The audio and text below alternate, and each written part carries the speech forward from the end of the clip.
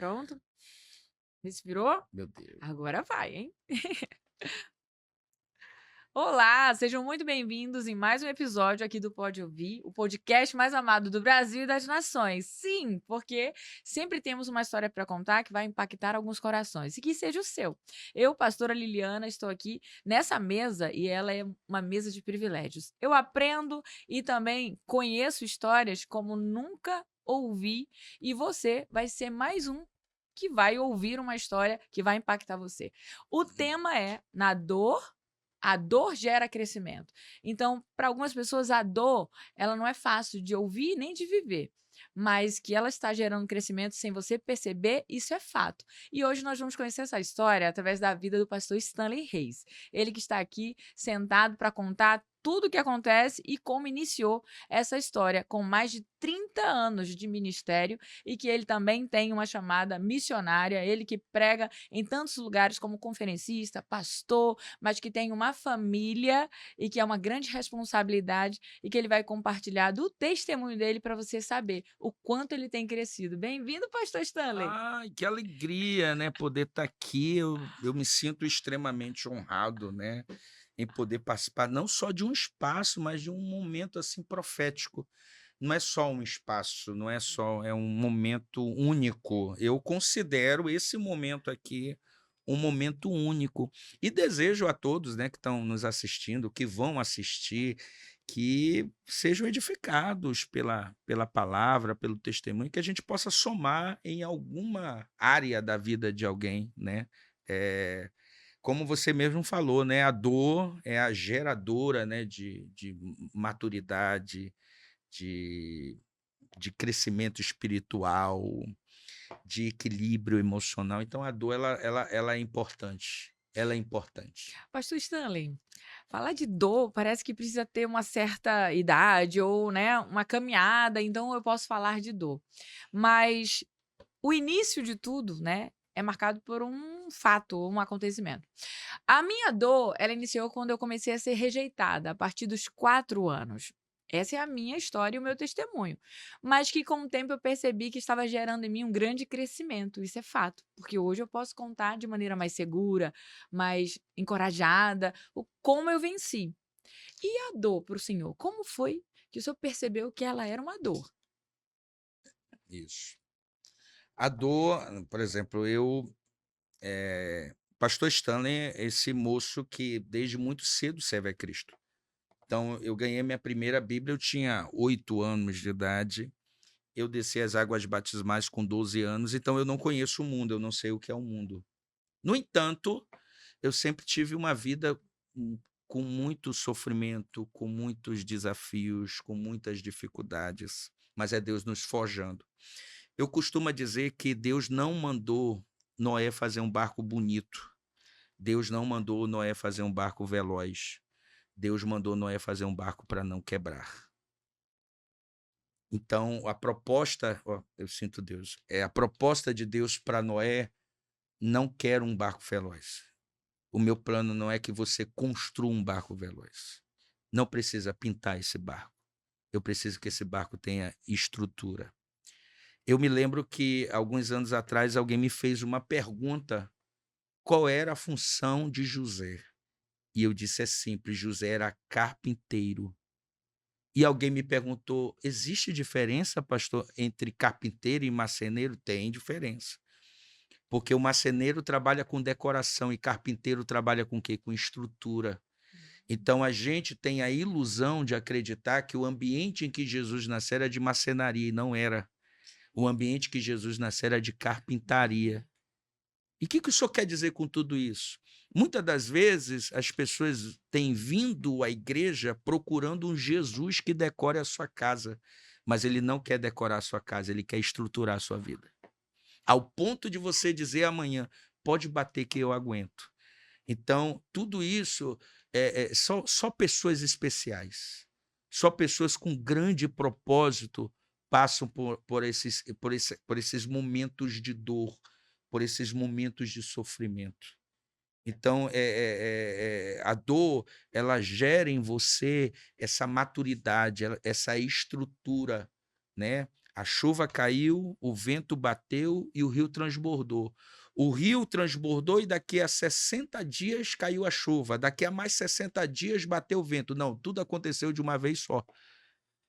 A chuva caiu no mesmo tempo em que o vento bateu e o vento bateu, caiu na mesma hora em que o rio transbordou. Porque quando as adversidades vêm, as dores vêm, ela vem num pacote só. Ela vem num pacote só. Mas só que o vento bateu, a chuva caiu, o rio transbordou, mas a casa não caiu porque estava firmada na rocha. Então você escolhe, no meio dessa dor, o que você quer ser. Você quer chorar ou você quer vender o lenço? É um dos dois. Então você tem duas alternativas. É a águia. A águia de rapina. A águia de rapina é aquela que é o símbolo dos Estados Unidos, aquela que tem um bico amarelo. Então, o instinto dela diz que ela tem que fazer a sua casa de gravetos bem trançados. O instinto dela diz que ela tem que ir na mata tirar espinhos de 1 polegada e colocar dentro do ninho. O instinto dela diz que ela tem que ir lá na mata, arrancar pele de um animal e colocar sobre os espinhos e daqui a pouco depositar os seus ovos. Aí tem a fase em que a águia sai e vem trazer o alimento na boca do animal, do filhote. Mas chega um momento que ela percebe que os filhotes estão com uma estrutura. E o que ela faz? Para fazer eles saírem do ninho, ela puxa a pele. Eles têm duas alternativas: ou fica no ninho e morre, ou pula do ninho e voa. Então você, nessa dor, tem duas alternativas: ou fica nesse ninho e morre, ou pula desse ninho e voa. Então, eu tenho uma frase que eu digo: tem horas que Deus nos coloca em lugares que a gente não quer estar, em circunstâncias que a gente não quer viver. Mas é em lugares que a gente não quer estar, em circunstâncias que a gente não quer viver, que a gente vai ver ele andando sobre as águas. Então é isso. Então, geralmente, quem vive nesse ambiente de dor, vive também os extraordinários de Deus. É impressionante isso. Olhando para essa história já rápida, né? Porque ele já contou aqui: desci nas águas, fui chamado, então não conheceu o mundo. Porque é uma Não, frase muito comum a gente dizer assim: não, eu não fui do mundo, eu sou de berço, né? Eu é. sou crente de berço e tal. Então, pelo fato de não conhecer o mundo, não quer dizer que só ficou isento de passar algumas situações, Não, né? Que claro, precisam ser claro. Como forjadas. jovem, Como como jovem. adolescente, sendo tentado. O que a Bíblia diz? Josué manda 2 espias, vão espiar Jericó. E aonde que eles ficam? Na casa de uma assembleiana do Sabe? Cocó, Raabe, que era o quê? Uma Uma crente em crente de Jesus, Jesus. uma prostituta. Prostituta. Se ela é prostituta, a casa dela é um templo da Assembleia de Deus, da Quadrangular. É isso? Não. Era um lugar de prostituição. Sim. Eles estão na casa de uma prostituta, a casa dela é um ambiente de prostituição, mas isso não lhes dá direito de se prostituir. Você está num ambiente que todo mundo engana, que todo mundo faz, mas você escolheu ser diferente. Então, no meu tempo, tinha uns jovens que fumavam escondido, que faziam as coisas escondido. Eu escolhi servir a Deus. Eu escolhi adorar esse Deus. Eu coloquei e propus no meu coração não me contaminar com as iguarias do rei. Eu disse: Deus, eu quero te servir. E por essa escolha eu sofri violentamente por esse grupo que não queria compromisso com Deus. Então, na minha juventude, eu sempre fui alguém muito só. Porque no meu tempo, havia também o grupo de jovens que não queria nada com Deus. Eu não queria me misturar. Então, por eu não misturar, eu era extremamente perseguido. Perseguido. Mas tudo isso era um propósito. Tudo isso era um propósito. Né? Eu me lembro que a minha mãe me deu uma Bíblia. Esse mesmo grupo pegou a minha Bíblia e rasgou a minha Bíblia. E aí eu voltei para casa e a mãe da gente percebe, né? Ela percebeu que tinha alguma coisa errada e eu não tinha como esconder, eu contei para ela. Eu sei que eu levantei o dia, minha mãe não estava em casa no dia seguinte. E nesse dia ela voltou 22 horas com uma Bíblia nova. E eu agradeci muito, mas só que eu percebi que a mão dela estava toda machucada. E ela passou o dia inteiro limpando o chão de uma irmã para poder ganhar uma diária para ela poder comprar a minha Bíblia. E eu tenho ela guardada até hoje. Então, isso foi me forjando. Isso foi me dando estrutura. Deus sabe tanto do nosso futuro, Deus sabe tanto o que nós vamos ser, que ele não vai deixar que a vida seja fácil para a gente. Então ele não vai deixar, ele vai criando uma casca. E você vai perguntando por que tudo isso, por que está acontecendo tudo isso, por que esse furacão, por que essa luta. É porque Deus sabe do nosso futuro. Deus sabe que amanhã a minha dor vai servir para sarar a dor de alguém. A minha dor vai servir para sarar a dor do outro. Eu já tô, assim, sem palavras, assim, porque a gente conhece a história de muitos pastores que sentam aqui. E a gente ouve falar algumas pequenas porções, algumas pérolas, né? A gente vai ouvindo em doses homeopáticas. Mas quando a gente ouve assim na íntegra e o Pode Ouvir, ele abre esse espaço, É, sabe? Não tem intervalo. Você vai e vai contando a sua história. E a gente não tem ideia do quanto algumas situações como essa, né, que marcaram a sua vida. Eu é. senti daqui, né, o quanto isso foi valoroso da sua mãe. Ter Muito. uma diária inteira, que parece ser hoje uma coisa muito simples, uma diária hoje, né? É, Mas o propósito daquela diária foi poderoso, porque te resgatou, obviamente, daquilo que foi uma tentativa de perseguição, mas forjou uma identidade para você nunca se esquecer não. da caminhada que você tinha, embora ela já tinha a primeira dor registrada de não ser aceito. É, Né? E ali numa idade de juventude, né, ali procurando servir a Deus e rompendo, porque as ofertas eram infinitas, né, de prostituição, de tudo, tudo, drogas, de tudo. bebida, né, os colégios, de um modo geral, são assim, se você não for um adolescente instruído, que tem uma família ali que está o tempo todo te lembrando, você se perde. Muitos se perdem dentro das universidades, Isso, muitos se perdem dentro dos colegiados, se perdem, sim. Então, o senhor escolheu não se perder. isso. E como foi carregar o evangelho sendo diferente, indo fora, na contramão? Eu vou usar, eu me sinto à vontade de falar. Isso eu falo na igreja. Imagine você um servo de Deus, primeiro emprego, você trabalhar numa empresa e nessa empresa um ambiente totalmente hostil, prostituto.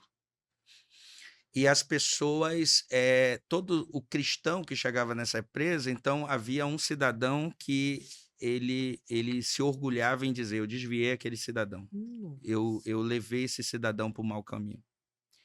E eles se reuniram em fazer, né, um mal para mim, né, me pegar, me levar para um certo ambiente.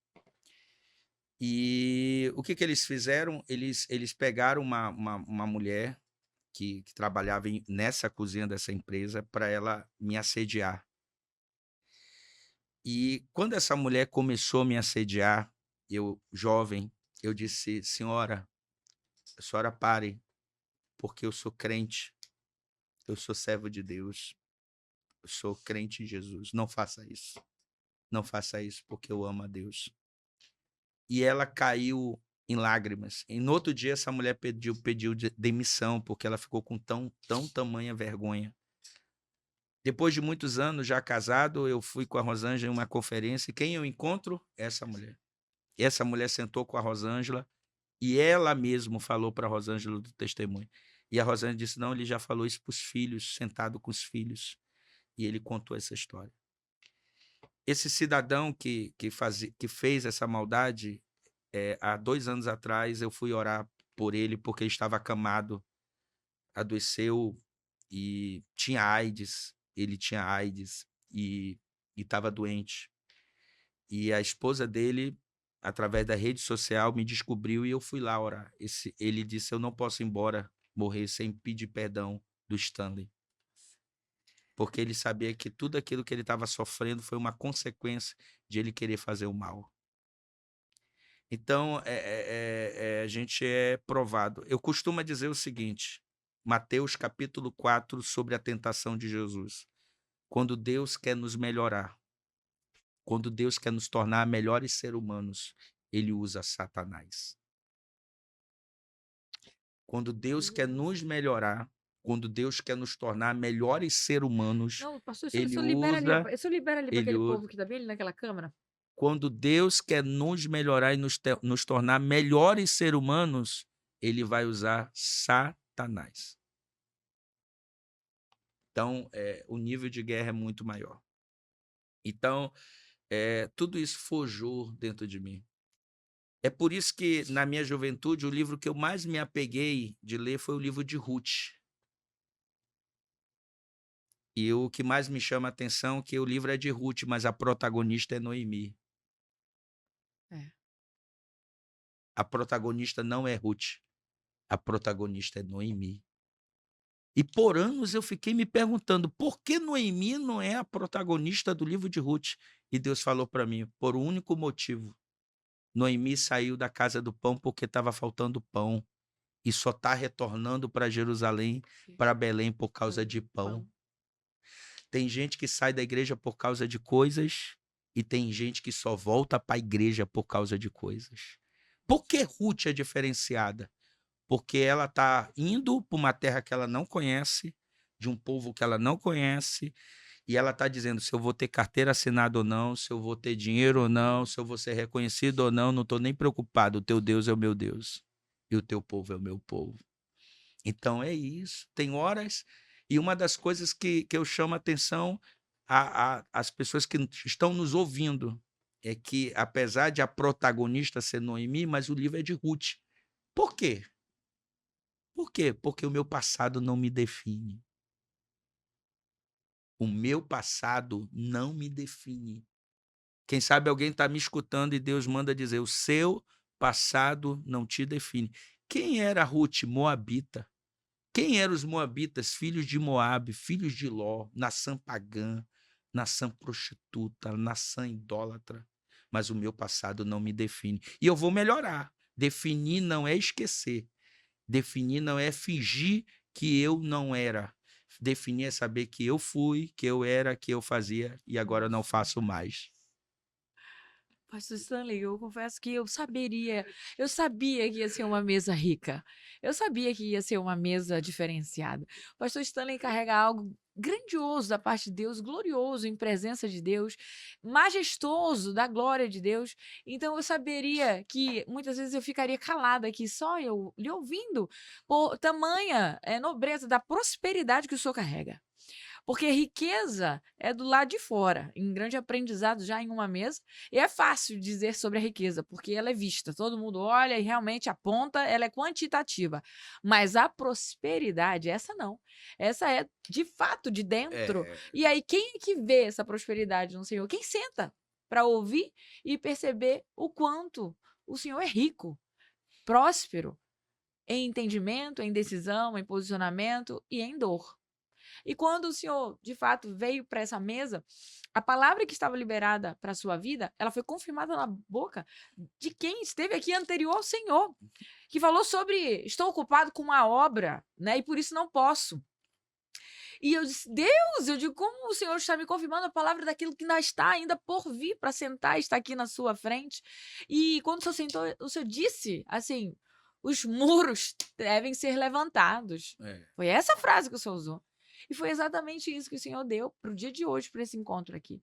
Ele disse que essa é a frase que o Senhor tem de maneira contínua. Eu estou ocupado com coisa maior e por isso eu não posso ir lá resolver e nem me apegar às pequenas dores. Porque Satanás vai sempre ser usado, né, para gerar algum tipo de crescimento, porque ele vai sempre ter um enviado. Então, quando a gente lê as escrituras, estava lá, Sanbalate, Tobias e, né, foram os enviados que tinham alguma provocação para Neemias, enquanto ele estava construindo, levantando e assim provocando ele em algumas distrações.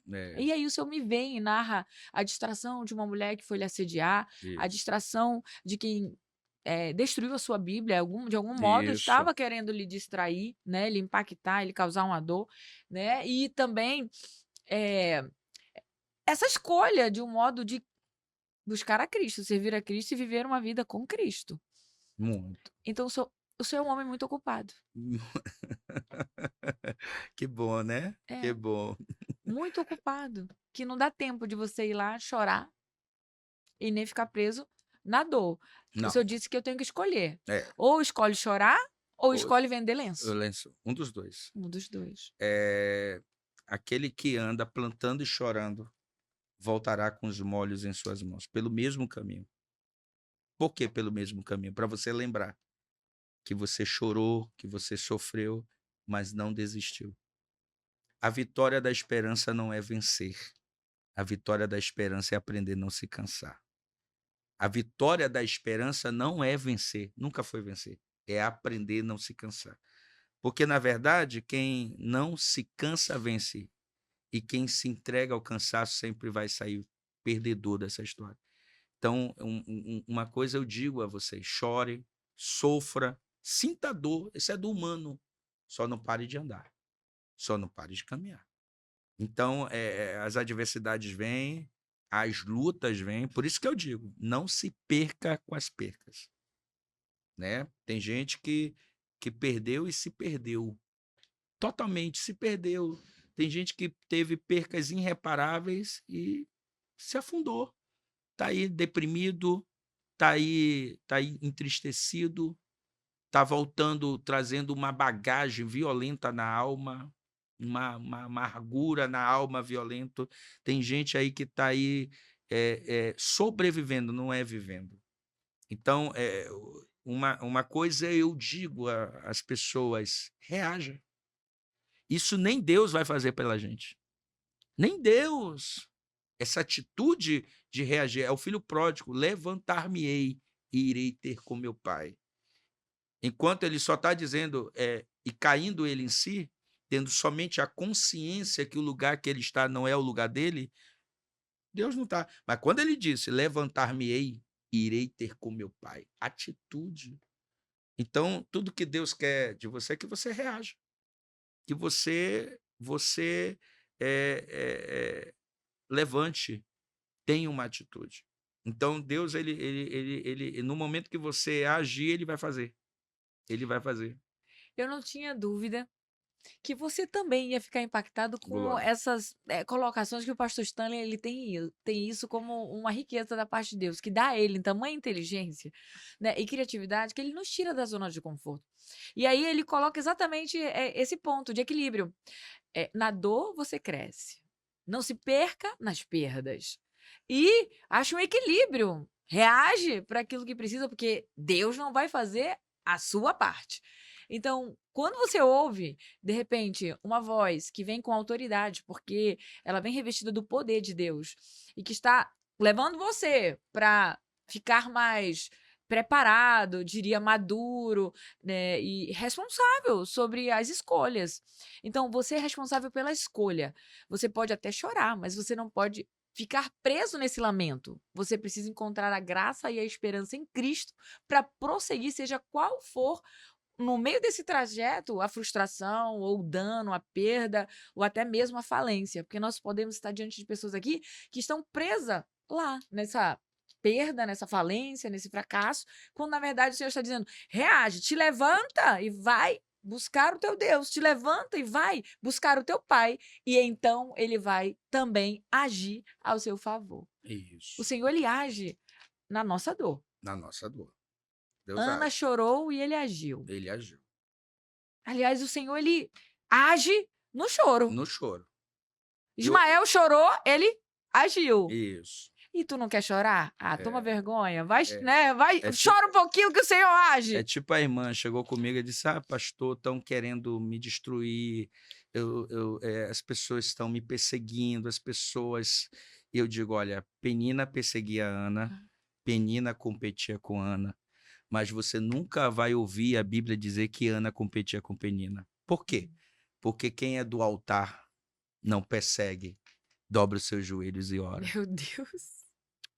Quem é do altar não tem tempo de ficar batendo boca, dobra os seus joelhos e ora. Mas há um porém: se não tiver Penina perseguindo, não tem Ana chorando. Se não tem Ana chorando, não tem Ana grávida. Se não tem Ana grávida, não tem Samuel. Se não tem Samuel, não tem unção sobre Davi. Se não tem unção sobre Davi, não tem raiz de Davi. E se não houver raiz de Davi, não tem Jesus. E se não tiver Jesus, não tem cruz. E se não tiver cruz, não tem o Pode Ouvir. Ai, Deus! Pastor Stanley e as suas rajadas. Então é isso. Deus percebeu que eu, você e tantos outros que estão aqui só cresce na pressão. Põe pressão na pressão. É. Então Deus percebeu que Ana só ora se ela estiver debaixo de pressão. Então Deus percebeu isso, que você só evolui, que você só sai dessa cama só quando Deus vai lá e permite algumas situações para criar essa pressão, para você orar, para você buscar, e nesse confronto todo ser gerado um milagre que vai mudar a vida de muita gente. Nós só estamos aqui por causa de Ana, porque a Ana estava sendo perseguida. Porque Ana estava sendo. Já pensou se não tivesse a Penina perseguindo Ana? Ana não choraria e hoje nós não estaríamos aqui.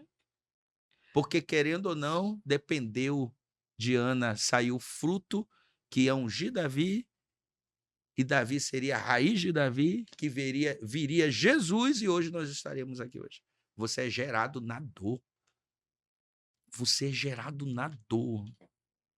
Na dor. Então, Pastor Stanley, parece que, assim, a dor tá ficando mais leve. Não é. é assim? Ele traz uma certa serenidade, porque ele é um homem, assim, tão calmo, tão, eu falo, tranquilo. Assim, aqui é assim, porque quando tá pregando, sai da frente, porque não fica um quando ele chega.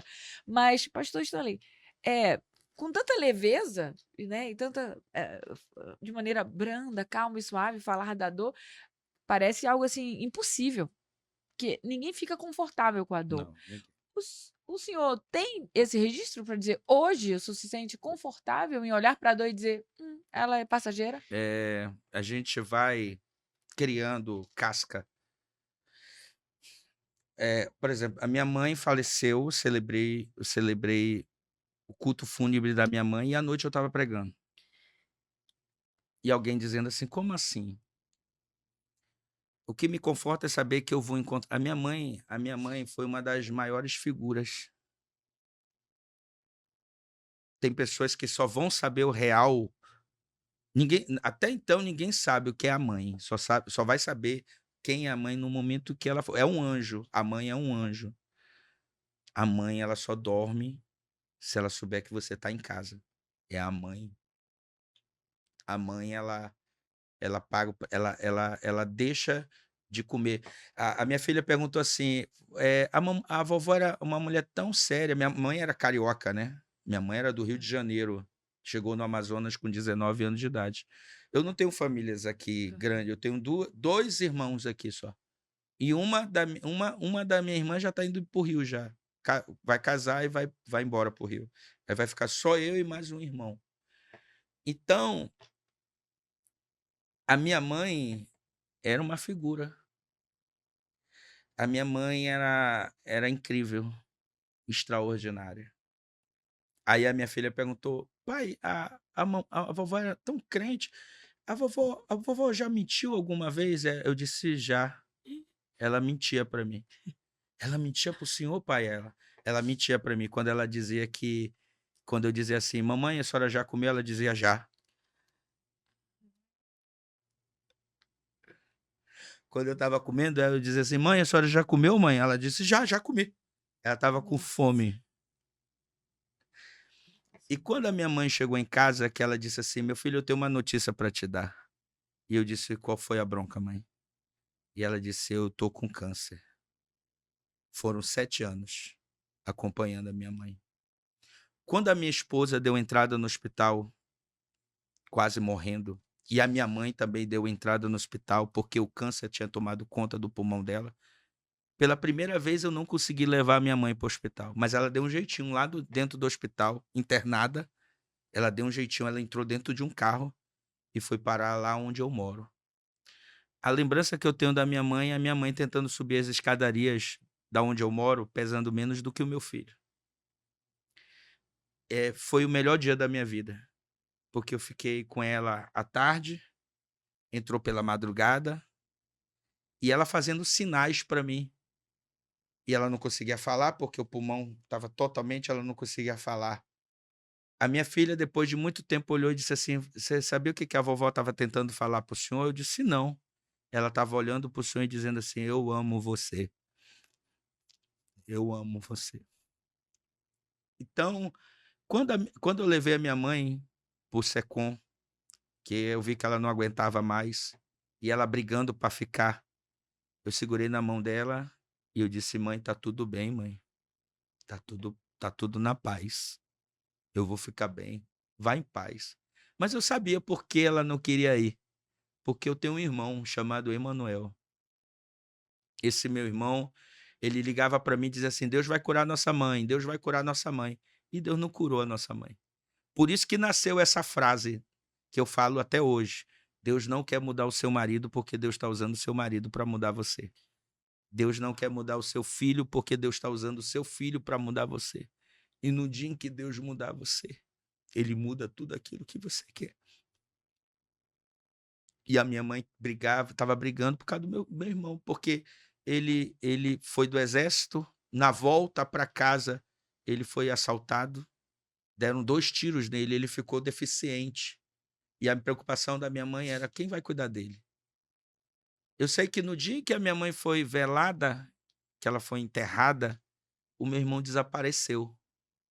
Isso foi há 4 anos atrás, no mês de agosto, e o meu irmão sumiu. E nós não sabíamos aonde ele estava. Nós entramos dezembro, do dia 24 para o dia 25, do dia 31 para o dia 1º, sem saber onde ele estava. E teve um dia que eu voltei de um culto da Assembleia de Deus de Madureira, num culto fenomenal, mas só Deus sabe a dor que eu estava sentindo. E eu sentei na mesa e disse: "Senhor, se o meu irmão está morto, me diga. Se ele estiver vivo, me fale". E eu amanheci o dia com um telefonema de um número desconhecido, de um cidadão do outro lado da linha, dizendo assim: "Nós encontramos o seu irmão, venha buscar ele". O meu irmão estava na Cracolândia do Jorge Teixeira comendo comida do lixo, comendo comida do lixo. Ele nunca dormiu fora de casa, ele nunca passou fome, mas por causa da perca da mãe, por isso que eu digo, tem gente que perdeu e se perdeu. Eu tive a estrutura de não me perder com a minha perca, ele não teve a mesma estrutura, e ele foi parar, estava comendo comida do lixo. E eu me lembro até hoje que quando eu cheguei lá para buscar ele estava jogado perto de um igarapé, só de bermuda, pele e osso, e eu segurei, coloquei ele no meu colo, que ele ia morrer. E eu levei ele para casa e eu disse para ele: "Tá tudo bem, a nossa mãe foi embora, mas eu tô aqui". Eu me lembro que no outro dia ele comendo pão, ele disse: "Mano, eu tô comendo todos". "Não, coma esse pão". E ele falando e dizia: "Eu passei muita fome". Do dia 24 para o dia 25, ele atravessou a rua e viu uns crentes comendo churrasco. E ele disse assim: Vocês poderiam me dar um churrasco desse?". Um irmão deu um empurrão nele, porque achava que ele era um bandido, e disse: "Eu não sou usuário de droga, eu não sou bandido, eu só perdi a minha mãe e a minha família não sabe onde eu tô". E eles pegaram aquele resto de comida, colocaram na sacola e deu para ele. Quando ele ia comer, sentou um cidadão do lado dele, olhou para ele e disse assim: "Me dê esse saco de resto de comida e pega esse prato de comida para você". E sentou do lado dele e ceiou com ele. E aquele homem que sentou com ele disse: "Olha, há 2 anos atrás eu perdi o meu filho aqui na Itaúba, um camarada embriagado atropelou meu filho. E desde então, todo dia 24 para o dia 25 eu saio para ceiar com as pessoas. Moço, Deus vai mudar a tua história". Hoje o meu irmão está bem, está se recuperando desse baque que ele sofreu. E uma coisa é certa, não se perca com as percas. Sabe o que mais mudou a minha vida? Foi a caderneta que a minha mãe tinha, porque a minha mãe amava as crianças do Secom, a minha mãe amava.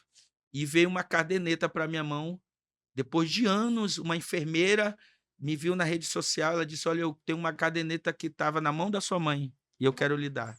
Quando eu abri a caderneta, estava o nome do Lucas. E lá estava escrito a minha mãe, no dia que ela deu entrada no Secom: "Quando eu sair daqui, eu vou levar uma bola para o Lucas". Ela não levou a bola para o Lucas. Eu liguei para a mãe do Lucas, ela me atendeu e disse: "Olha, eu vou levar uma bola aí para o seu filho". E aí eu preparei tudo que criança gosta e eu levei. Quando eu cheguei na casa do Lucas, se havia algum orgulho dentro de mim, Deus quebrou, porque eu me deparei com uma criança de 10 anos de idade, em estado terminal também do câncer, dormindo no chão. Entreguei a bola para o Lucas. E o pai do Lucas se matou. Ele se suicidou, porque ele perdeu o trabalho e descobriu que o filho estava desenganado da doença, totalmente desenganado. E o que mais me doeu foi saber que naquele dia que esse menino não tinha tomado café, não tinha almoçado e não sabia que se ia jantar. Qual foi a minha maior dor? Foi voltar para casa e ver os bonecos dos meus filhos, eles não brincam com nenhum. Você sabe qual foi a minha dor? Foi voltar para casa, ver os bonecos dos meus filhos, eles não brincam com nenhum. Eu tenho um texto até hoje da mãe do Lucas que ela mandou para mim. Eu guardo o texto. Quando o Lucas partiu, ela escreveu: pastor, muito obrigado por tudo aquilo que o senhor fez. O Lucas estava dormindo no chão porque a casinha deles era próxima ao Igarapé. E na última chuva que tinha dado, transbordou e molhou toda a casa. Eles perderam tudo. E ela escreveu um texto dizendo assim: muito obrigado pelo que o senhor fez pelo meu filho. E ele partiu segurando a bola que o senhor deu. Então, a minha dor serve para sarar a dor de alguém. Tem alguém agora me ouvindo que está numa dor. Deus está usando essa dor para sarar outras pessoas. Não tem graça, minha querida apóstola da comunicação. Não tem graça você pegar o microfone e dizer assim: Deus me curou de uma gripe. Mas quando você sobe no púlpito e diz assim: eu estava desenganado da medicina e Deus me curou. Maior é a luta, maior vai ser a demonstração da glória de Deus. Então, é isso. Deus está nos ensinando.